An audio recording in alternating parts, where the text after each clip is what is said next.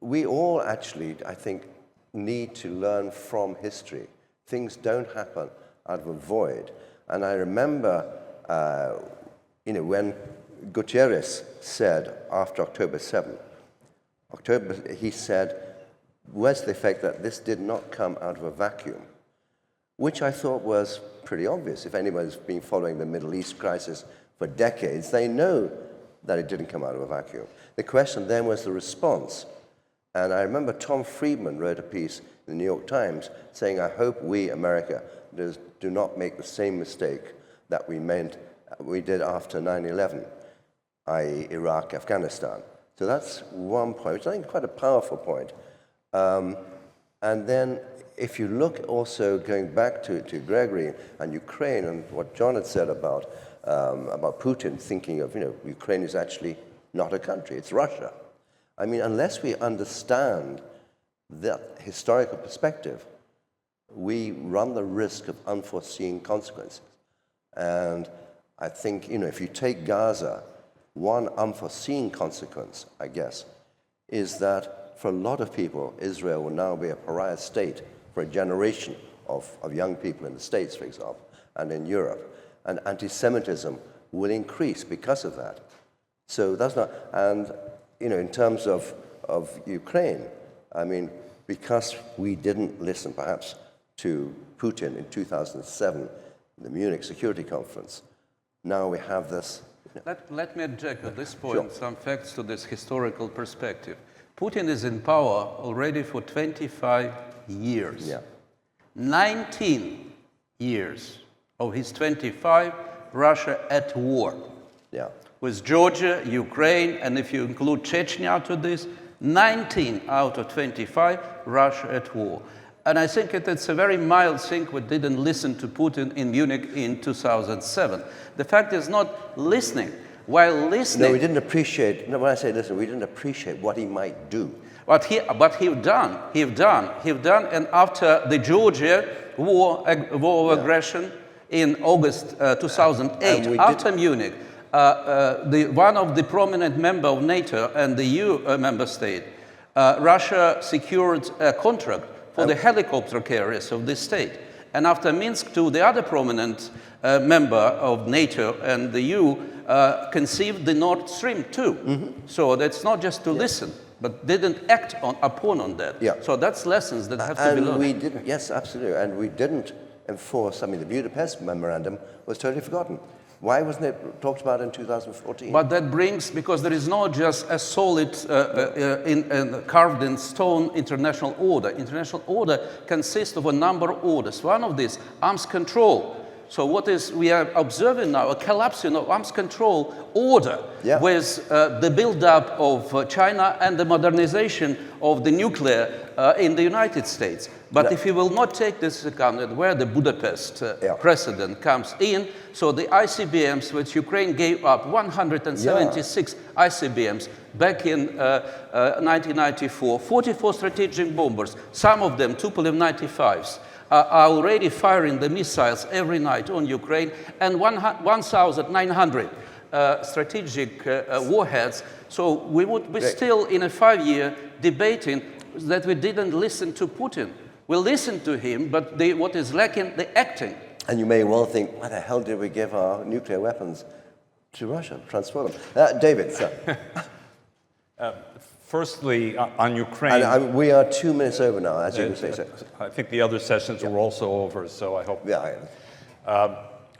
I think it's essential that the Budapest Memorandum be mentioned, because with the US, the UK, the Russian Federation, and Ukraine all guaranteed Ukraine's territorial sovereignty and integrity in exchange for renouncing its nuclear weapons arsenal. By the way, not only is that a betrayal by your government and mine, absolutely. But it also sends a message to other proliferators: don't listen to the siren song about denuclearization. Forgive me, on UN Secretary General Guterres, I think you'll find that those of us who follow these issues closely in the Middle East I'll say it bluntly, have completely lost respect, notwithstanding his august position. I will add for the future president of the UN General Assembly to illustrate that not once has a General Assembly resolution ever mentioned Hamas by name and denounced Hamas. That Israel is the target of more UN General Assembly resolutions than all other nations combined, True. long before October 7th, John. And finally, you mentioned anti-Semitism and Israel as a rogue nation. Advertisement. I finished a book for Oxford University Press on anti-Semitism. It's coming out in November. For those of you who may be interested, don't wait for the movie version, please. But, John, the more you study anti-Semitism, to draw a causal line between Israel's efforts to defend itself against a genocidal enemy and a spike in anti-Semitism, forgive me, is to ignore the longevity, the durability, the resilience, the ingenuity, and the creativity of anti-Semitism dating back millennia. The anti-Semites do not need a new reason to hate Jews. They'll always find a convenient excuse. First, it was the individual Jew. That's why my wife was a refugee from an Arab country. My parents were both survivors of the Holocaust. Now it transfers from the individual Jew to the only Jewish majority nation on earth accused of defending itself. And I will only add that Greece, a country larger than Israel, has so much to learn in the defense realm, as does Ukraine and information exchange. How can a country the size of Israel have stood up to 7 enemies determined to destroy it and emerged successful? David, there's a lesson there for all of us. I've got to stop you there. And I'm stopping. You know, very, very eloquent and impressive. The final word, because we have 5 minutes, 22 seconds over. It was a stoppage time. We're into extra time now, absolutely. He's a great fan of football. Yeah. What's the name of your football? Shakhtar Donetsk, yes. There we are. Sorry. Final word. Annalena mentioned the people in Texas who are probably blah, blah, blah. Do you believe that there's a sort of a basic transatlanticism in America? Ordinary people? And if so, do you believe that it's shared by President Donald Trump? Yes, on both fronts. I mean, look, a lot of the sentiments in the news go one way or the other. It's cyclical, and it also depends on some of the perceptions that come across, say, from Europe. The more that we hear about Europeans who are not taking care of their obligations to self-defense, the more concerned Americans are that maybe they're being, quote unquote, to use Trump's terminology, ripped off. Keep in mind, John, and for everyone here, it's been every president since Bill Clinton, with the so-called peace dividend in the 1990s, that asked European allies to step up their contributions for their own self-defense.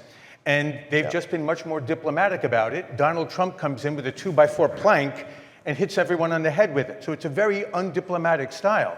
But it's not a different message. And it's working. Huh? And it's working. It's worked successfully here, John. and it sent a very strong signal to Putin that now we have a $1 trillion increase in NATO expenditures, all aimed at Russia. Let me, before you go, the Whale Summit, the Whale Summit in 2014 was the 2% promise, and 3 years ago, 1/3 of NATO, 10 years later, failed to meet a paltry 2% of GDP. So now we'll see, there was a number of questions today, will NATO meet the test? Only time will tell. Well, the solution comes from Gregory. We're going to now invest in the Ukrainian defense industry. But part of this new vision is cash against delivery. Exactly. The rhetoric is there. Let's see if the actual praxis takes place. Gentlemen, thank you very much. Excellent.